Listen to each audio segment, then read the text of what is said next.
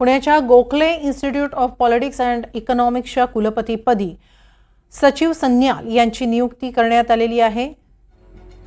सोमवारी म्हणजे येत्या 7 तारखेला ते पदभार स्वीकारतील। या आधीचे कुलपती बिबेक देबरॉय यांनी गेल्या आठवड्यातच राजीनामा दिला होता। देबरॉय यांनीही 2 महिन्यांपूर्वी पदभार स्वीकारला।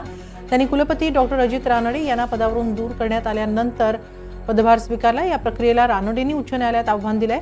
उच्च न्यायालयानं रानडेंविषयीच्या निर्णयाला स्थगिती दिली। आता नवे कुलपती संजीव सन्याल सध्या पंतप्रधानांच्या आर्थिक सल्लागार परिषदेचे सदस्य आहेत। त्यापूर्वी सन्याल यांनी वित्त मंत्रालय आणि बँकिंग क्षेत्रात काम केलंय। सन्याल यांची 8 पुस्तकं आहेत। अर्थशास्त्रातील त्यांच्या योगदानाव्यतिरिक्त इतिहासकार म्हणून त्यांचं योगदान मानलं जातं।